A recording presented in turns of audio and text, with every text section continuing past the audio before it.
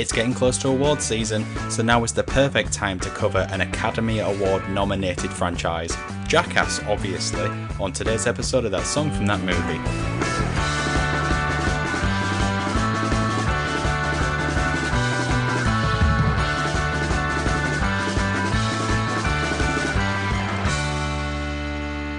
Hi, I'm Johnny Knoxville. Welcome to Jackass. Down, down, down, down. Thank you for joining That Song from That Movie, the journey through the very best and worst of movie songs. I am your 50,000 bees, but it only takes 100 to kill a man host, Dietrich, and he's bringing jazz back to the working man, Alex. I wish that was true. I wish that was my life's ambition, was to bring the jazz back to the working man. It's not too late.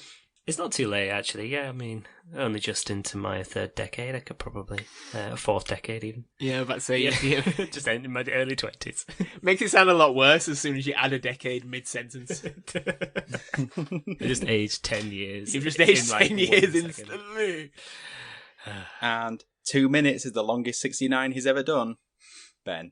My mind goes blank to even defend, move away, join in the joke. Best to stay quiet, I think. I ain't good at that either. Don't stay quiet for too long because this is an audio podcast. It is? It's alright, you'll remove the gaps. Yeah, that's true. In the end. Before we go into the actual episode, I should say, we've become a fortnightly podcast now.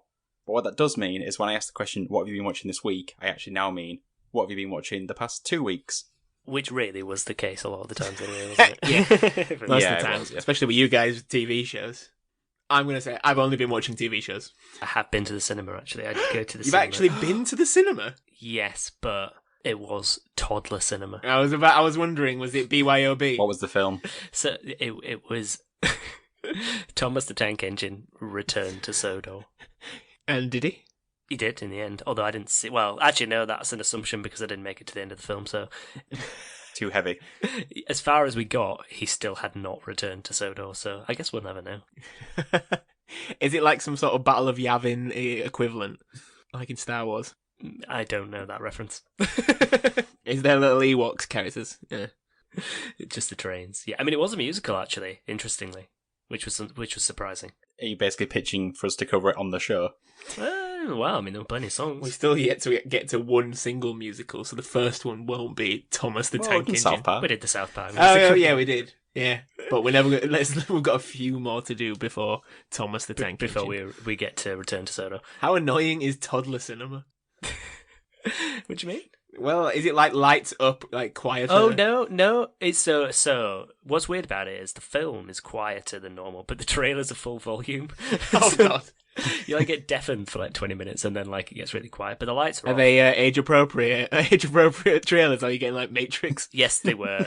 But the annoying thing was the trailer for the Lightyear film was before the Thomas the Tank Engine film, and my son is very into Toy Story, Yeah, and so yeah. he spent the entire film going like, Buzz, come on soon.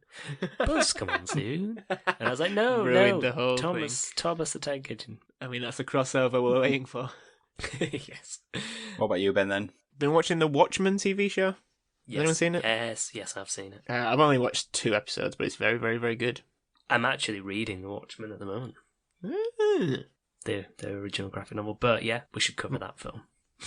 It's got a really good soundtrack. I guess there's loads of music in it, yeah, so yeah, we will, I'm sure we will do at some point. What about you, D? Well, alongside the Winter Olympics, I've watched 2 films since we last recorded. Creed, Oh, yeah. which I wasn't that impressed by. It I seemed quite to liked want to like have the cake and eat it too in terms of being cool and also cheesy. It needed to pick a lane. And the other film was Jungle Cruise, which is was just cheesy, so therefore it worked. It would. God. It did look good. It looks fun. I mean, I've seen the trailer, but yeah. In terms of quality, it's like The Mummy Returns. So it's not quite The Mummy, Oh, but okay. it's got the vibe of The Mummy, but it's not as good as that. So The Mummy Returns. So Scorpion King. Well, it does have the rock in, I guess. Oh, so does Mummy Returns. Yeah, the movie His returns. first ever film on it. Yeah, kind of. CGI. Yeah, CGI rock. So in celebration of the much delayed and now finally released Jackass Forever, we are taking a step back to Jackass 3 and its hit song Memories by Weezer. So to find out what was happening in the world when the movie came out... time for some It's history. time for some history. Still gets me. And it's my turn this week. So I'm taking you guys back to October 2010, if you can cast your mind back that far, in Alex's third decade of living. The last ever episode of the iconic British television show The In-Betweeners airs. Personally, I'm a huge fan of it, and I feel like most people our age generally are. They seem to have captured the zeitgeist of us in high school, I would say. Especially more than, say, Skins, which was like nobody's high school experience. Yeah, but people tried to make it their high school experience after Skins. So it was kind of worked in reverse. Yeah, people having Skins parties. Yes. In other news, the Instagram app goes live on the App Store for the very first time. But yeah. So whilst the website had launched in July previous in a limited form, the first appearance of it on the App Store is noted by Instagram as the real, air quotes, launch date. Just a year and a half later, they're bought out by Facebook for a cool $1 billion. Yikes. What a year. How long have we been going as a podcast? Longer than that. Damn. And how much are we worth? Where is Facebook? Yeah, I mean, we're not called like that song from that movie, brackets Meta now. Is that not like our name? Yeah. Powered by Meta. Yeah. Although I'm not sure that's a claim at the moment. Anyway. Can we sandwich these episodes down into TikTok format? And my final piece of news that I've got is that Sky News presenter Steve Dixon is forced to make a hasty apology to Robin Gibb from the Bee Gees due to asking during an interview if his brother Maurice was watching the show. A shocked Robin responded, "No, Steve, Maurice died 7 years ago." Yeah. Although, doesn't Robin Gibb believe in ghosts? Yeah. He's thought to have died. Yeah, but he could be watching the show. Yeah.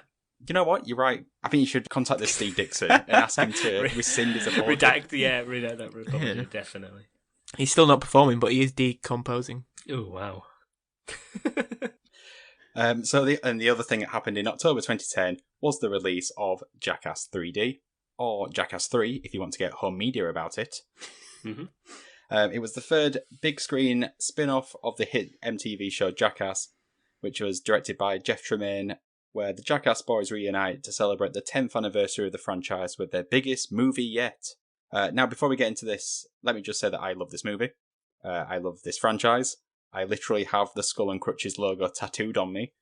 I always forget that. However, in terms of this podcast and the format we've refined over these many great episodes, this movie is a bit of a format buster. So without going into too many specific stunts yet, what do you think of this movie on the whole? I think what I'll say is that, like, it, in its own way, it's very joyful. Yeah. And it's, like, stupid in a lot of ways, but I think joyful is kind of the best word to describe it. Like, you see these group of people who clearly love these sort of ridiculous stunts that they're doing, but they also love each other a lot, and that comes across. Yep. And I think that that's nice. As senseless as it all seems at times when you're watching it, I think that rises above that, and that makes you enjoy it because you can see that they're enjoying it, even though you're confused by a lot of it and sickened by most of it. you enjoy it any regardless, and that's what's kind of weird about it. And like, I think what I will say is, I really enjoyed the first two, which came out when we were early teens kind of time. It seems like a long time ago. We were 14 when Second the decade, second one came out, I think. 14, 15. Yeah, on a personal level, I only just watched this one for the very first time like 2 days ago. I didn't find it as funny as I used to find it.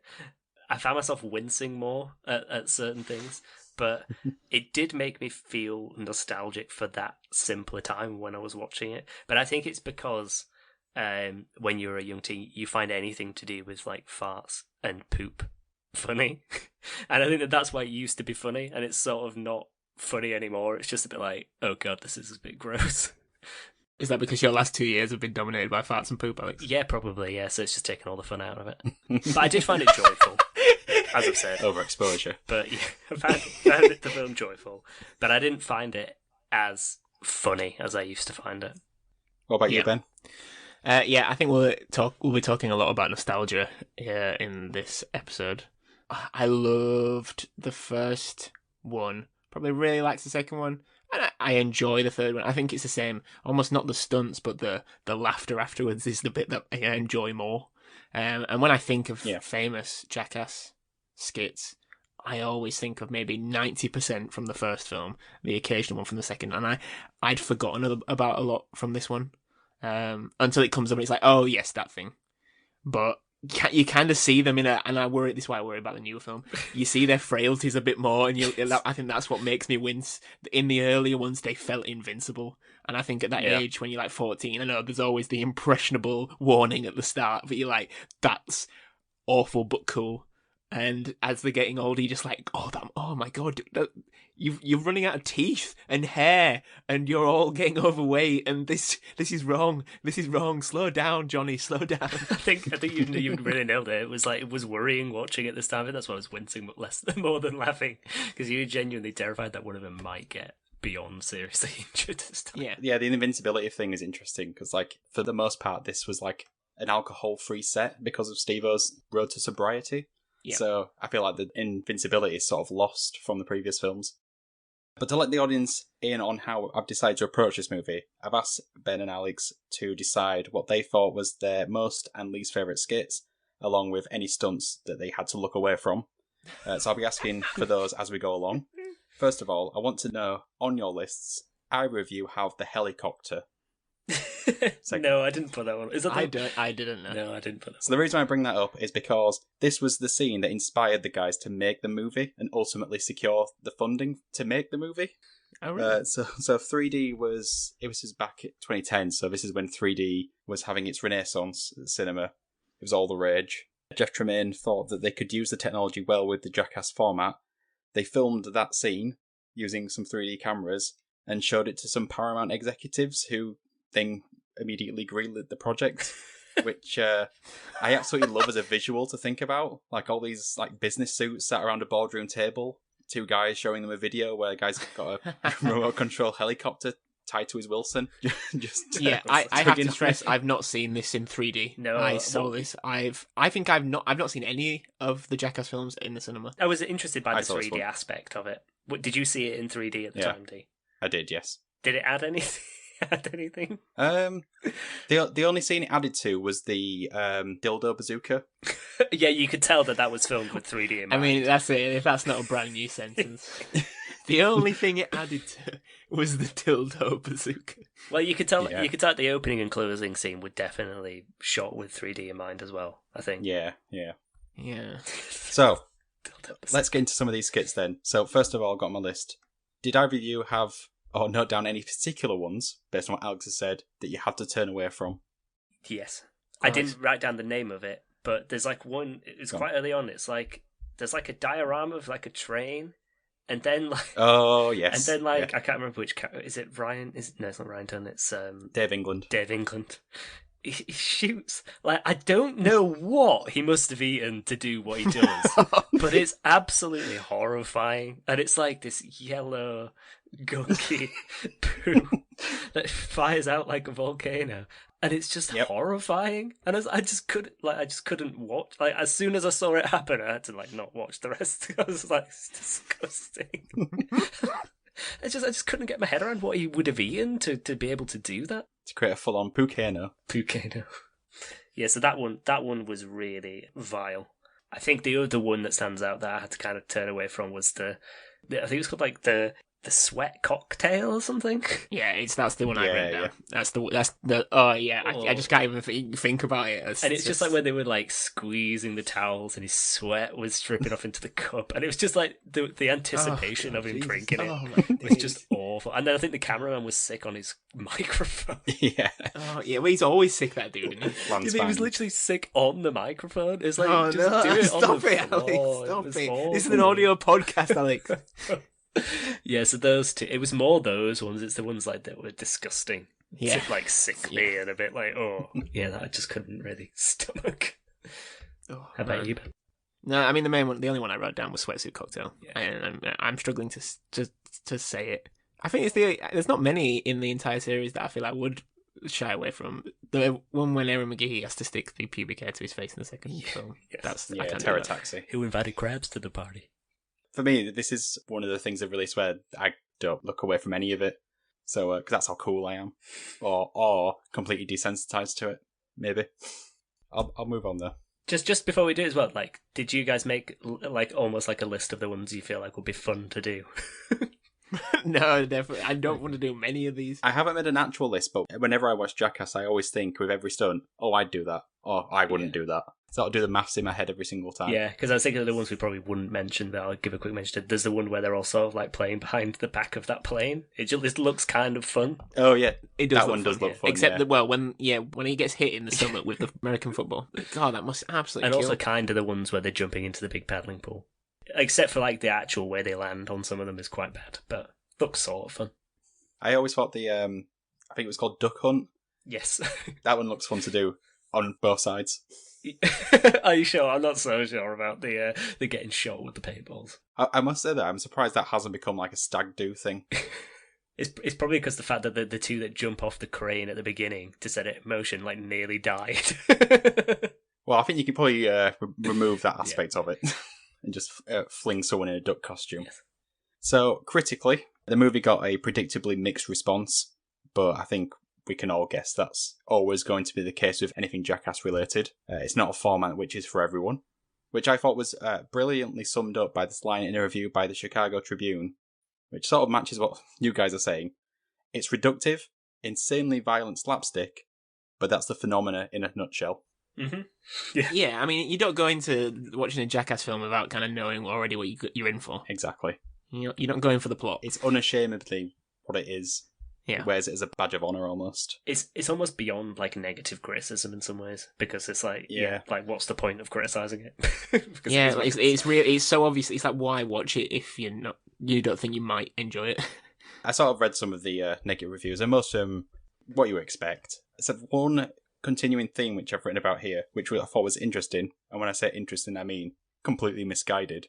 There was this continued notion that the movie is the encapsulation of toxic masculinity on screen, which to me is just like completely objectively wrong. Yeah. Like, you could write essays on how this franchise is built on the homoerotic love between the cast members. Yeah. And how they're also body positive with each other. Yeah, because also I think like an element of the whole point of toxic masculinity is that there's a feeling of superiority to it, whereas these guys are constantly knocking each other down. Like surely it's the complete. There's no sort of we're better than you. It's all that everyone's as worst as each other. Yeah, it's like in I guess like other ones like Dirty Sanchez and the Dudesons. It's all like everyone's trying to one up each other and be the alpha male, and that's just not the case with Jackass. It's all about the camaraderie between the guys. Yeah, and that's what comes across more than anything. I think it's just like the friendship between them is clearly really strong, and like they're all just like game for it, aren't they? I think like in the earlier ones, I seem to remember there being a bit like, what's the guy's name? The one who does the one that you mentioned, Ben, about with the pubes on his face. Aaron McGee. Yeah, there seems to be a lot of fun poked at him in the first two. Like he's a bit like lesser than the rest of the group. Like he's the one that they all kick a bit. But I think in this one that actually didn't seem to be present anymore. It seemed like he'd been like fully accepted into the group finally after 20 years.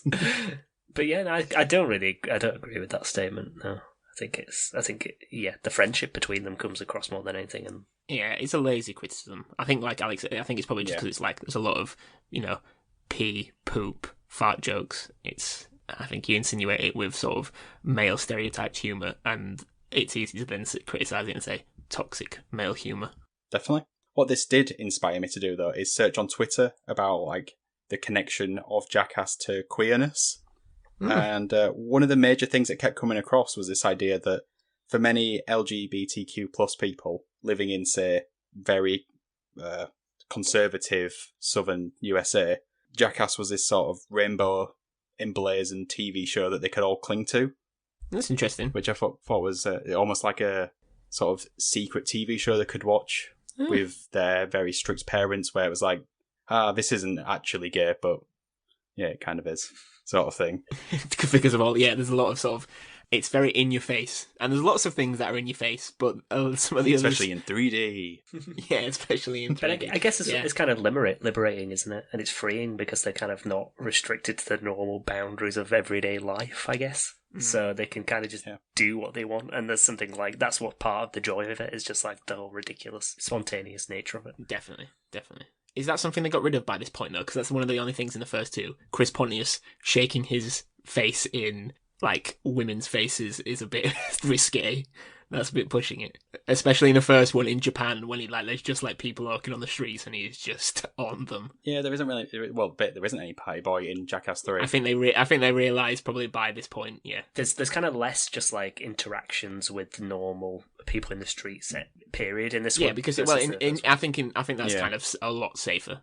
It's it's consent. Like we're all going to be absolute idiots and we've all consented and let's just go the whole nine without bringing in other people. Yeah, part of it is also that people would recognise them. Yeah, that's why, like in the second film, they had to go to India. Oh yeah, I forgot about that. Like all the public skits in this film, everyone's in disguise. Yeah, like Johnny's the Irving Zisman character, which I can take or leave. Oh, I leave every time. I think they're the worst parts of the film. Bad Grandpa is not a good film. They really did seem to limit those again in this one. I felt like they were more prominent in the earlier ones. Which brings me on nicely to, what was your least favourite skit?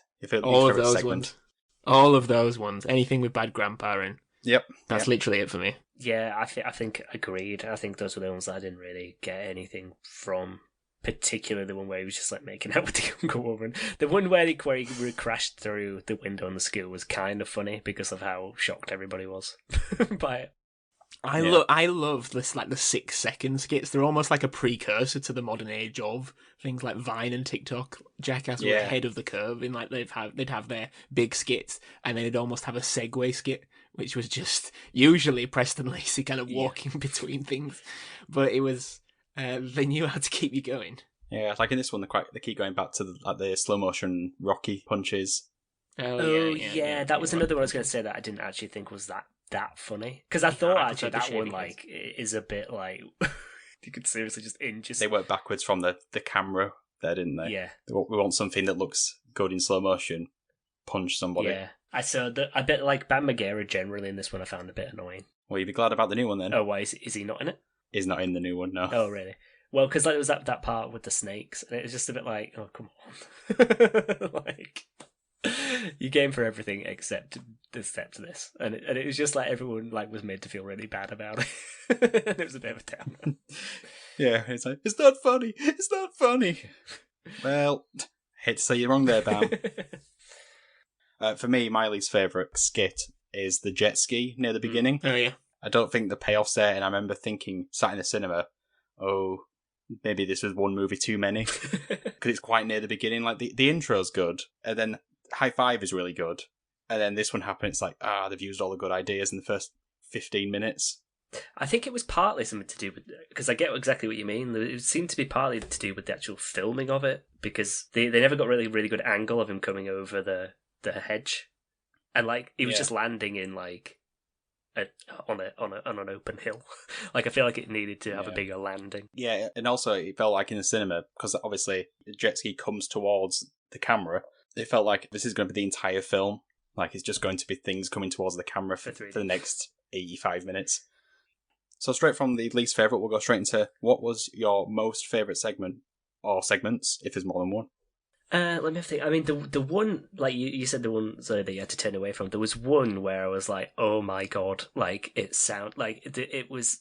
There's like an American football player where he punts a ball at Preston's face. Oh, yeah, hits him right in the. Oh my days! And it's like the field goal, the noise, the sound of it. Oh yeah. That was the one where I was like, "Oh my god! How is he like alive?" Like he kicked a ball at his face for about like 10 yards, and it's just the sheer noise of it, and he just gets straight back up afterwards. Yeah, I like giving him goggles. Yeah. And he really needs like a full face. It reminds me of like the Simpsons episode when Homer just gets hit with a cannonball over and over again. Yeah, so that was the one where I was like physically shaking with shock at the sound, because there's a couple of other ones similar that they feed in throughout. Like I think there's one like where they like fire like on a slingshot, like a bouncy, like a giant bouncer ball type thing at someone's head, which is equally as bad. Well, not equally as bad, nearly as bad, but it's just the sound isn't the same. It's just it was all in the sound on the Preston one.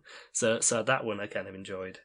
I think obviously the one that sort of sticks in your mind a lot is the Pooh Cocktail Supremo, whatever it was called, which I think was like one of the final major. It was one of the ones that really felt like a big stunt. Because I think one thing that I took from this film was that there didn't seem to be as many like big stunts, whereas that one felt a bit like ridiculously excessive and like horrifying in every sense. Like when I say every sense, I mean like the nose, the mouth, the eyes. It just gets you all over because it's just so horrifying. I think the nostalgia element of me preferred the smaller stunts because, like, as a kid, it was that like, Yeah. I'm never going to do that, but I could. Yeah. Whereas you don't think you could like lock up a porta boy onto a bungee? Definitely not. If we get enough Patreon subscribers, we'll do it though. How many Patreon subscribers do we need, Ben, for you to do that? God, something unattainable. 7. You heard the man. What about you, Ben? Electric Avenue is my favourite one. Also because Eddie Grant's their song is an absolute jam. But just the ridiculousness of it, I just find it entertaining. Also, just the difference between the quite upbeat song and people just in pain. I like those ones where they're all constantly fighting not to start it. Like, they're all just getting hyped up, angry, anxiety, and no one's willing to run through it. Yeah, I enjoyed that one the most. Yeah.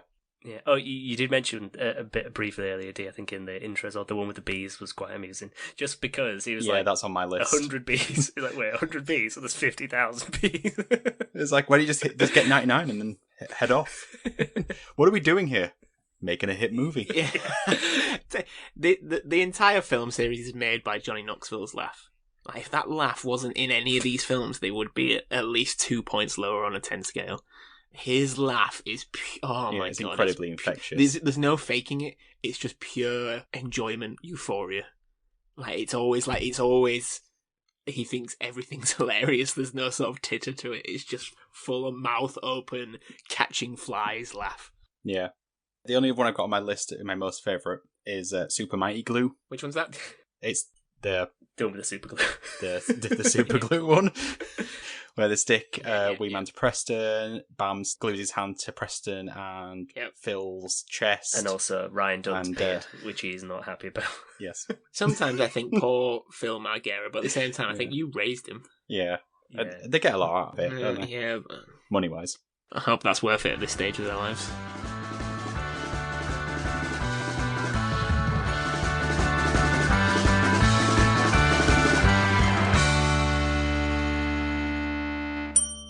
D, as a big fan of this then, and I see me and Alex seem to be, we enjoyed it. We prefer the early ones.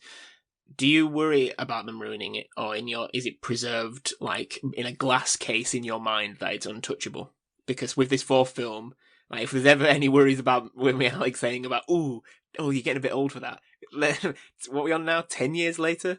I mean, they're all probably in their 40s now at least. Old, surely. Well, maybe, I don't know.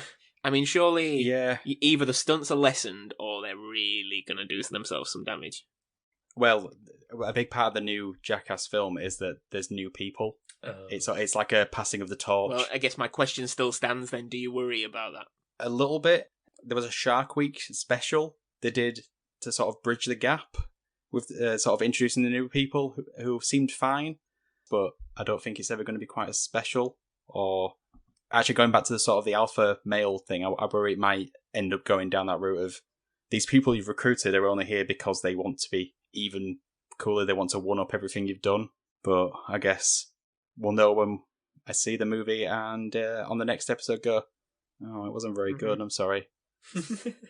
I'm sorry, guys. I'm very curious. Report back. There's an awful lot of songs in this movie. I like to start with Twisted Sister, as we've mentioned before. The Irving Zisman bits with the Black Eyed Peas. What other ones is there? You can't roller skate in Buffalo Herd. Yes. But they're all really hard to break down in terms of the concept of this podcast. And none of them are really the official song from that movie. So today we're discussing the song which brings the movie to a close, which is Memories by everyone's favourite. Oh yeah, I quite like them, but they're not my favourite band Weezer. The song plays as the movie takes the time to look back at each cast member, showing old footage, childhood photos, as well as the Jackass group performing the song with Weezer themselves. So what do we make of this song and its impact at the end of what was then the trilogy's finale? The conversations we've talked about with nostalgia so far, like I said, the third film I can take it or leave it. I really don't care. And to be fair, I could do that with the second one because I think I hold the first one in such high regard, and I remember like specific memories of just sitting and watching it. Or like a kid who lived down the road from me, just like inviting him over because we had a huge sound system, and that opening, I forget what orchestral piece it is at the start of the first one, when they're on the shopping trolley. No, it's dun dun dun dun dun dun dun dun. And with the sort of sound system we had, it was like, it was epic, and it was just this like, oh, it was cool. And I think my parents were fairly careful about things that I would watch. My dad always bought me things like Too Extreme for TV, the side thing, and Jackass videos.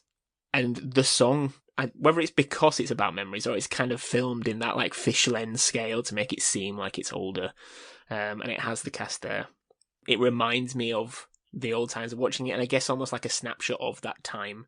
And maybe it is in our fourth decade, Alex, starting to look back more at different times of your life. And with the jovialness of the song, it does it in a quite a positive way. Whereas maybe other songs that breed nostalgia can make you do it in quite a longing way. So I quite like it. Whatever Rivers Cuomo, the lead singer of Weezer, whatever the hell he's on about, I don't really care, because some of the stuff makes sense and some of the other stuff is like, what are you on about? Yeah. I like the song because I think it works very well as a song that is purely about nostalgia, that inspires nostalgia, and it's a nice feeling. I don't know if this is me misremembering the first two films, but I felt that they both ended with a much more dramatic stunt or something that seemed to go on for longer. There was like kind of like built up. Whereas this one kind of ended with everything just kind of exploding, essentially, which felt like it was similar to the opening sequence, and it was maybe meant for 3D or for a cinema audience to see it, rather than on like a stream on your phone, like I watched it. So when the film kind of ended, it felt a bit anticlimactic, but then when it got into the credits and they were playing like a lot of like clearly stuff that was cut from the film, which a lot of seemed really good, and then I was like wondering why they didn't just make the film longer. Well, a lot of it ended up in Jackass 3.5. Okay, well maybe that explains some of it. And as well, it seemed like other people were doing stunts that they showed maybe one person doing, so you saw different takes on it and stuff, which was kind of nice. Yeah. And like when the song kicked in and they were showing like the old videos and stuff, it was just like, oh, this is a nicer ending. This is actually the ending. I think it maybe would have been better if they'd have incorporated that more into the actual end of the film rather than in the credits, because so many people could easily miss it. Because as well, it wasn't in the very beginning of the credits. It was kind of like halfway through towards the end. So it was kind of, that was kind of a shame, because it was a really nice, like, touching moment. And like Ben said, it really makes you think back to seeing those first two films, because I'm sure a lot of people like us would have been of probably a not a legal age necessarily of watching them, and it sort of takes you back to your proper childhood, I guess. So yeah, it was nice, and I think the sentiment of the song is clearly aimed at that. And the film, whether you said it was the 10-year anniversary when it was released, was it? Yeah, I think so. And maybe probably intended to be the end. It felt like, it just felt like quite a special moment, and maybe that's why the end of the film itself was kind of slightly subdued. But I don't know if there was just something slightly off with the way it was placed, but I think it could have had more impact. But when you got to it, if you did get to it, it was nice. Yeah. Remember, you should always end after 3 films. Is Forky in Jackass 4? Bloody well, I hope not. But I agree in terms of like how this song and this sort of scene bookends the franchise, really. It almost reminds me of, do you know the ending of Furious 7, where Paul Walker's CGI face drives off into the sunset? Yes. And you sort of go, that's where it should have ended. Is there stuff after it? Oh, right, yeah, I see what you mean. Yeah, that was so like more films and more things in that franchise afterwards. It sort of takes away the magic of it. That's my argument with Toy Story 3. Yeah, and it's valid. But what about Bo Peep? Bo Peep never got her ending. Oh, she did. Schmelting accident. She wasn't there, and you know it. So this song was the first song released on Weezer's 8th studio album, Hurley, which was the album which had a picture of Hurley from Lost on the front of it. Remember taking a picture of you next to it. Yes. Download festival. And seeing as I mentioned a tattoo before, it's another thing I've got a tattoo of. Really? Got Hurley's face? Yeah, I've got Lost tattoo. Lost. Lost numbers. Oh, the Lost symbols. Lost symbols. Well, I've got the numbers as well now. Yeah. What is it? 4, 8, 15, 16... something 24, 23? 32. 23. Ah, yes. I never even watched the 23. show. Yeah, so the song potentially dates back to 2003, which I thought was odd. According to Wikipedia, which is a real thing. But the only reason I thought that was interesting was the fact that this song is supposedly harkened back to the early noughties, but was written 7 years prior to 2010. So it was written in 2003, looking even further back. It doesn't make any sense. It sort of makes the lyrics maybe ring a little bit hollow, and the feeling that it's like a fake nostalgia that they've just put together whilst it was happening. A bit like the Andy Bernard thing of like, I wish there was a way of knowing it was the good times whilst you were experiencing them. Yeah. Critically, the song, well, I found 2 reviews via this Wikipedia article. Wikipedia about anything now. One was from the Rolling Stone, which wasn't really much of a review at all. It actually just talked about Eminem dropping a new album the same day as the person was writing it for 2 paragraphs. And then at the end had a quick line to say, the chorus you can sing along to, and that was it. It was very weird. But the second review came from a blog called Teenage Victory Songs, Ooh. which turned out to be a Weezer fan account. From all intents and purposes, appear to be run by your typical gatekeepery superfan. Okay. The kind that would be like ready and waiting to say you sold out if they release something that sounds slightly different, or they release something that sounds the same. Suddenly they're stale and not doing anything new. That sort of person. Yep. So I'm sure you can guess that they thought that this song was bad because it's too different, and they are sellouts. Does it give you memories of all the amazing Weezer albums over the past? Which is your favourite Weezer album, then? Go. There's only one good one, and that's the Blue Album. Or the Weezer, or whatever, it's just self-titled. Yeah. It's a good album. My favourite Weezer album is self-titled. Self-titled 2. They're a really weird band, though, aren't they? Like, they're really hard to kind of pigeonhole. Yeah. It's almost like they're trying to be in the sort of the alt-rock wave of the 90s, but they just don't fit the look. Like and the sound goes through different phases and genres, but I guess they are geek rock, but that's just trying to put anything, you can put anything before rock and make it work. Yeah, they do have really, like, interesting and weird songs, like Saying So, or, like, My Name is Jonas and stuff, but then they have, like, really just, like, typical power rock songs, like Beverly Hills. But I guess even, like, those are sort of slightly different. But, or, like, Pork and Beans, do you remember that song? That was weird. God, yeah. That's a good video. Yeah, that's true. They always generally did have good videos, actually. That's something you could say for them. Yeah, was it Buddy Holly was the first ever single, was it? Good song. I don't know if it was their first single or not, but it was a classic. I think it's from the first album. Can't remember. Hash Pipe. Another good song. Just naming Weezer songs now. Sweater song. Right, so jumping off Wikipedia to its far more well-known Big Brother. Wikipedia has very little about this song, which is a shocker. But there is one sentence which caught my eye. It's an uncited, poorly spelled check claim that goes very big about this song. Oh, okay. Following the death of Jackass member Ryan Dunn, the video become the most searched for video on YouTube. Now, there is no way that is true. But, like, what does it mean by that? Does it mean, like, ever? Does it mean that day? Does it mean, like, what does that mean? I think it's pretty clear that the video become most searched for, but it means the most searched for ever. Oh, the most of Jackass. Of Jackass. And to be fair, it might be of Jackass. So it's still there to this day, even though it's not cited.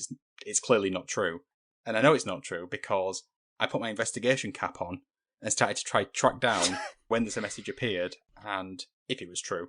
So someone added this on the 20th of June 2011.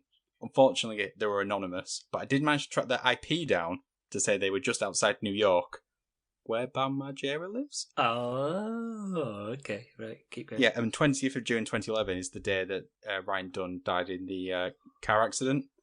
So for some reason, somebody decided that was the day to go on to a sort of kind of linked song about Ryan Dunn and make that claim. Unfortunately, that's where that bit of investigation ended. But what I did do is go on, do you know the Wayback Machine? No. It takes a snapshot of websites so you can go back in time and see what they were on like on a certain day. Oh, how cool. Back then, YouTube's homepage would show the most searched for video, which was not this song. Oh. Annoyingly, it didn't load in what the actual song was, but I found that in 2011, it didn't even crack the top 10 most played music videos. Whoever did this was talking bollocks. Oh, were they smoking a hash pipe? Ooh. Or eating pork and beans. Sweater song. Whereabouts is Beverly Hills? Is that just outside New York? Yeah, no, it's on an island in the sun. Oh. My name is Jonas. You guys must be dreaming. That's a song by them as well. Like, it doesn't work when you have to clarify that it's a song. Say it ain't so bad. Nice, I can't think of any more Weezer songs. I've got none left in my memories. they've got like what 50 albums. I'm sure you just say some words and it'll be the Weezer song. But that, unspectacularly, brings me to the end of my investigation into this song and the end of my notes. So if you want to move on to the top 5, now is the time. I just realised I didn't do one. Ah. It was just, I just, as soon as you said that, it didn't even click for me. Even before in the past when I've not done one, it's clicked to me. Don't know why it hasn't. I'm clearly out of practice. So that's my bad. Okay. What we'll do then, hang on, I'll see if I can find this article again from about 2011, like the most played music videos please. on YouTube. Yes, nice. Save me. Right, so seeing as Ben forgot to do the top 5, get it ready. I'll try to do it the way Ben does it. So I have put together a list of 5 different songs. It sounds just like Ben. I feel attacked. Oh, wait a minute, here's the jingle. Top 5. Okay, the top 5 most played music videos on YouTube, and these are the official music videos from like a genuine source. Right. Go for it. And what year? 2011. Oh, so okay, Bad Romance by Lady Gaga. No, We I were- can't see it. we were 20 at this time then. Yeah. Something by Pitbull. Bloody hell. Pitbull is number 1. Pitbull is the featuring part. Oh, is it Tonight? Is it called Tonight or something? We might not get tomorrow. That one with J-Lo? not Usher. Oh, Alex. Is it the J-Lo Oh, Pitbull is it one? J-Lo? I can't remember what the song's called though. Dancing That Way? On the No. floor. On the floor. Damn. On the floor. Damn, that's the one. That is the number 1 played song Well done, on Alex. YouTube Well done. in 2011. Wow. Bloody hell, Alex. Okay. Jason Derulo. Nope. Katy Perry. Nope. Did Kanye Ben West. said Usher? Is Usher one? Not in the top 5, no. Kanye, Jay-Z. Nope. Lady Gaga. Not in the top 5. Rihanna. Yeah. Rihanna. Oh, yeah. Rihanna, nope. Biebs. Baby's 3rd. Oh, God, what song? What, Baby? I mean, how long ago? Yeah, it's Baby. Oh, right. Yeah. Oh, God, wow. It's Baby, okay. Justin Timberlake. No. We've already had It's- one, Justin. We're going back. So we've had 2. We've only got 2 out of 5 so far. Are we female artists, male artists? All male artists. All male artists? Bloody hell, honestly, single God. artists. 2 are single artists and 1 is a duo who are both male. A duo. And were All like, males. their songs were the sort of the sound of 2011. Jedward. Swedish House Mafia. American Jedward, think about that. American Jedward? What an awful image. Every single nightclub you've ever been to Uh-huh. when you were that age will have played something by them. I was going to think One Direction, but they were later than that. And there's only there's duo? more than 2. A duo, yeah, American duo. Outcast? No. No. Oh, God, Um, you need no clue. Their music is in. Oh, 303. Oh no! Good shout there. That was a good Oh, shout. well but- done, well done. No, I know you're thinking of it. It's Party Rock. Those two. It is. LMFAO. Oh, Yeah, yeah. it is. It's Pie Rock Anthem by LMFAO. Yeah, of course it was. It was everywhere when we were 20. Yeah. As was Pitbull. So what? We've got 3. We got 2 3, more. so 4 and 5 are left. You're not going to get 5. Is it Friday by Rebecca Black? It's all males, Alex. All Oh, sorry. males. All males. That was around that time. Don't add more insults to the last than she's already had. I would say that 4 is Enrique Iglesias. no. American? The artist, when he wrote this song, he didn't feel like doing anything that day. Oh, it's what's his name? The little guy who sang 24K. Uptown Funk. Bruno Bruno Mars. Mars. Bruno Mars. Yeah, it was the lazy song. The Yes. lazy song. Say I Oh, don't God, feel yeah. like doing it. So the last one is actually something we will cover in the future. It's that song from that movie, official movie song. Oh, we have to get it. And weirdly, we've talked about the franchise it's from on this podcast already, and it's not Jackass before you say Memories. But we've covered a film from this franchise. We've covered the franchise. We haven't covered it yet, but we've talked about it on this episode. The franchise on this episode. Fast and the Furious. Yep, it's Fast and Furious. Not the Charlie Puth Puth song one. then. No, it's not. Wiz Khalifa. This is the Fast 5 came out. Well, God. Which is why you're not going to get it. Really? Go on then, you tell us, D. It's Danzin Kuduro by Don Omar. Nope, never going to get that. It's the Brazilian song. We were out of touch even then, Alex. Yep. So that was the top 5. Thank you, D. I enjoyed being on this side. Now you know how it feels, Ben. I'm feeling there's no point doing a movie or song for this one. Why is that? Because, is it much of a movie, or is it more of a bunch of skits put together? Well, what are you saying? So, what, a compilation of skits or song? Yeah, let's go with that. Yeah, compilation of skits or songs. Go. But aren't all films just a collection of scenes put together? So it's very much the same thing. No. Yeah, Victoria's not. That's just one scene. Are you saying that weird that foreign film? Yeah, that foreign film. Well, yeah, but that's a from that claim foreign because it's not something I expect from you, D. That's why it threw me off. It's a great film. It's a fantastic film. Everyone go and watch Victoria. It's the movie that 1917 claimed to be. Okay. Yeah, claims to be a lot. 1917. It's rubbish. I would say that Memories by Weezer is better than the film 1917. Okay, agreed. Alex? And also Jackass 3. I will take that song because of everything it reminds me of. And it's also a nice send-off for Ryan Dunn, who sadly passed away after this film. Kind of agree with that, but I think I probably would actually still say film. Because actually it was more watching the film that gave me the nostalgia trip rather than just the song. So I'd say I'll go for film just because of that. Yeah. And how does it compare to 1917 for you? I think 1917 was better, but clearly that's not the popular opinion. It could have been made better by having Rivers Cuomo in it. I mean, I thought the film 1917 was ruined a little bit by its trailer, but I thought the film was still quite good. It's still quite an intense experience. Yeah, in fact, I think that might be the example of, I mean, this is what you call a sidetrack, film that is ruined most of all time by its trailer. Yeah, the best scene that is in the trailer is the last. Yeah, you know the guy is going to be alive the whole time because that scene is still not here. Yeah. And you also know the other guy's not going to make it. Yeah, because he's also not running. So that brings a weird end to another episode of that song from that movie. Let us know which one you think's better, 1917 or the song Memories by Weezer on Twitter. Alex, what is our Twitter handle? TSF, TMPod. So you can help the podcast in many ways. One of those ways is by sharing this on a random subreddit. But Ben, what random subreddit should they pick this week? Oh, that's a good question. The 1917 subreddit. It'll make sense when it's there. Yeah, they'll get it. Oh, makes sense. So you can also help this by sharing this on social media. Because I can't remember the other things I normally say. Come on. Spotify. Yes. Yeah, that's it. So you can help the podcast by leaving a review wherever you get your podcasts, which now also includes Spotify. So if you listen on there, just scroll up and you can give us 5 stars, even if we don't deserve it. You can sign up to our Patreon. Remember Ben's promise to do Poo Cocktail Supreme if we get 7. Good luck. And you can also help us by buying our merch. So all that's left now is to do some goodbye. So it's goodbye from myself, goodbye, and goodbye from Alex. That had everything. It had shit, it had danger, it had puke. That's what this show's all about. Well, that and sex appeal. And goodbye from Ben. Hi, my name's Ben and I'm surrounded by morons. It's not a bit harsh by your wife. We're not in the same room as you, Ben. She never lets me in the same room, Alex. Oh, okay, yeah, well, that makes sense. So goodbye, everybody. See ya. Bye.